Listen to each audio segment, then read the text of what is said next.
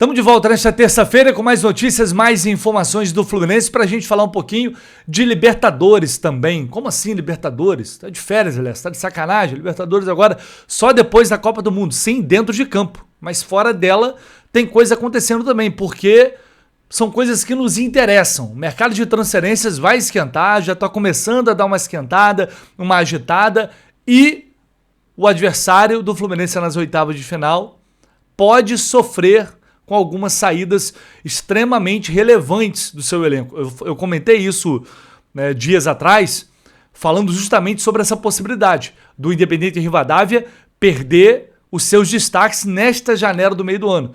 E aí nas oitavas de final, contra o Fluminense, ter um time, claro, estou falando aqui, né, teoricamente mais fraco, até porque eles também podem contratar. Mas já tem algumas notícias saindo, algumas coisas mais concretas, como essa aqui que foi publicada no Diário Olé. É o Boca fazendo uma investida para contratar o Sebastián Vidia, que é o principal destaque ao lado do Arce, que é o artilheiro do time, o principal destaque do Independiente Rivadavia, fez gol lá também contra o Bolívar. Eles relatam aqui que o Boca abriu negociações no último final de semana e tem o Vidia como prioridade para reforçar o time, um ataque que vem sendo extremamente criticado, o ataque do Boca Juniors, eliminado na fase de grupos da Copa Libertadores, um grupo que tinha Cruzeiro e Universidade Católica. O Boca foi para a Sul-Americana e agora tenta reforçar a sua equipe para o segundo semestre. Então, desde já, torcendo, o Boca que tentou Kevin Serna, vale ressaltar isso, o Fluminense negou a investir, depois acabou renovando o contrato do Serna, agora parte para cima para tentar contratar o Sebastián Vidia. Para a gente seria uma ótima notícia se ele saísse, né, com o Independiente Rivadavia vindo com esse desfalque importante, e pode acontecer com o Arce também. O nome do Arce já está sendo especulado, inclusive em clubes da Turquia. Agora ele vai para disputar a Copa do Mundo, está com a seleção paraguaia.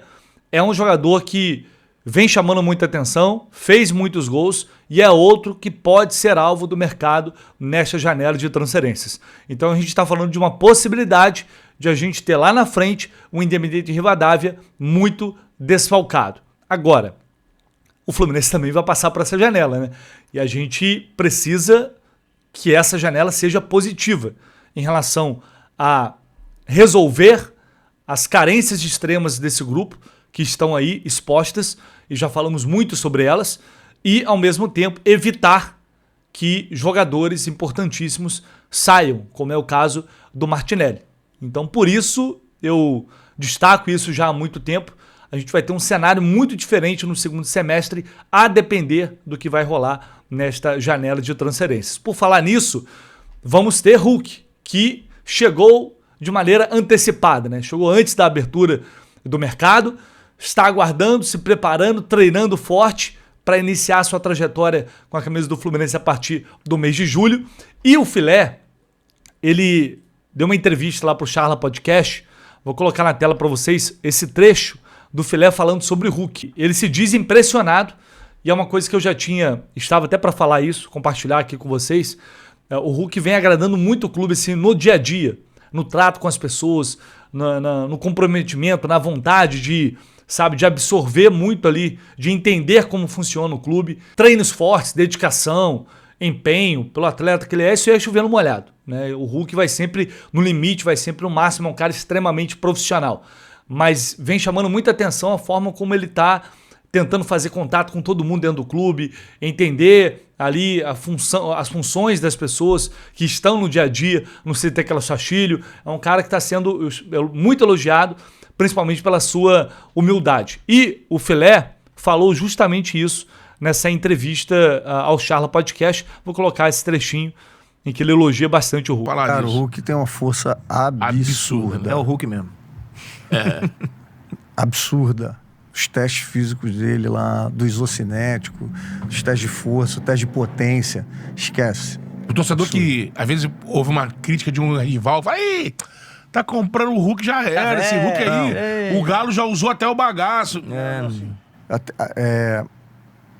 A minha relação com o atual CEO do clube, diretor do clube, que foi presidente, foi o Mário. Mário. É é muito estreita. Então, assim, por exemplo, em dezembro ele já falava do Hulk para mim.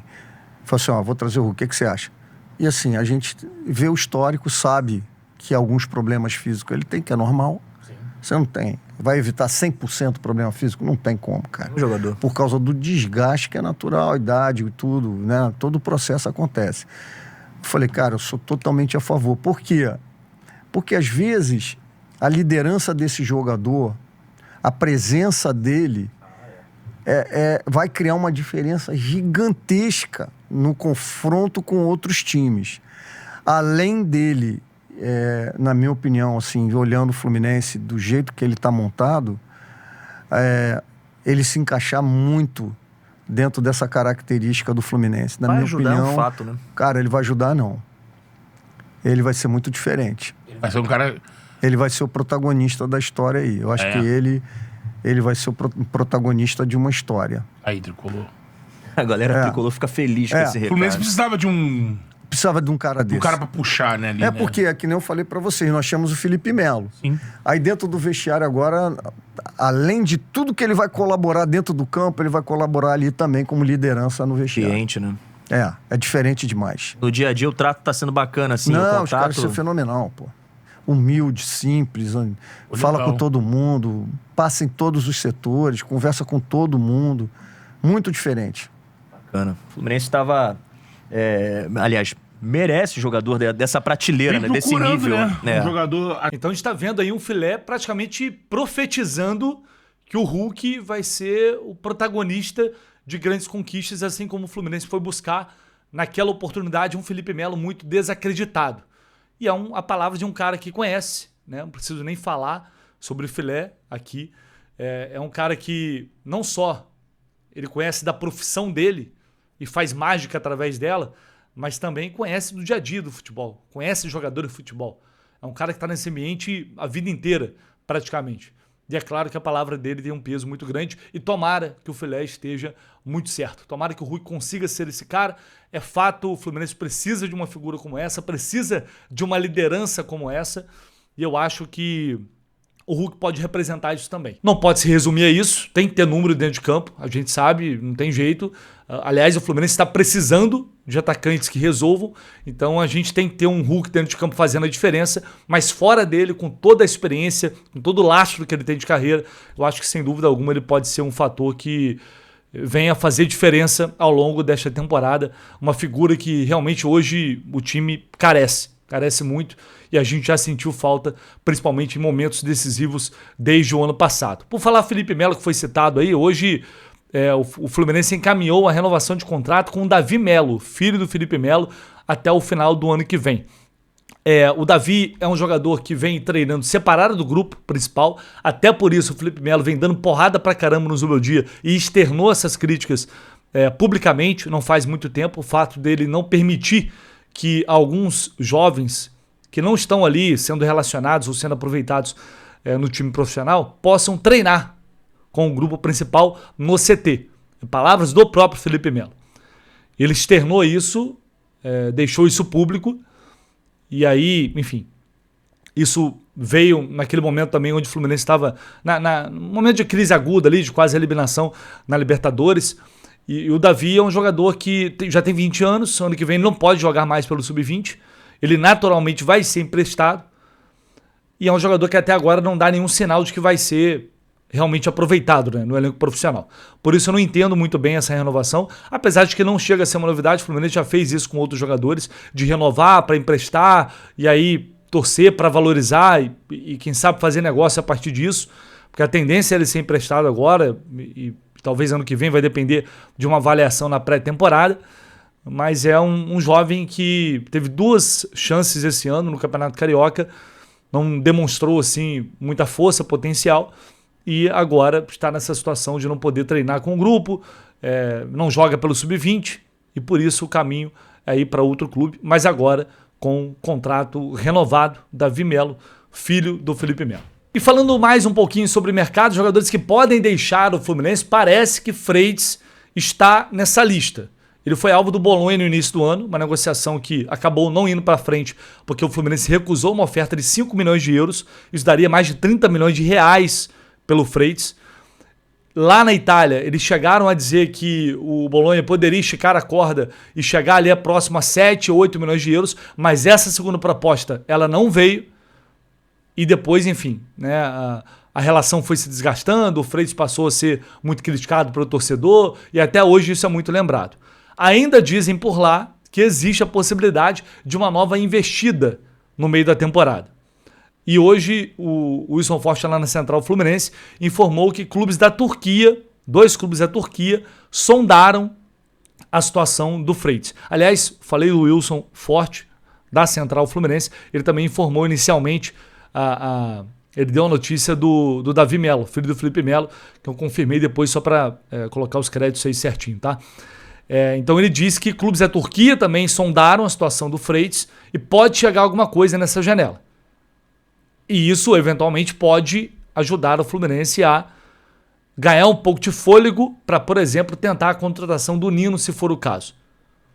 Fato é, com o Julio Mendiano no elenco, se chegar uma boa proposta, diferente do que aconteceu no início do ano, a diretoria do Fluminense pode sentar, ouvir e negociar o Freitas. Venho lembrando, ratificando aqui palavras do próprio presidente, a necessidade de vender jogadores neste mercado, para se aproximar do montante de 200 milhões de reais que foi externado exatamente pelo próprio presidente.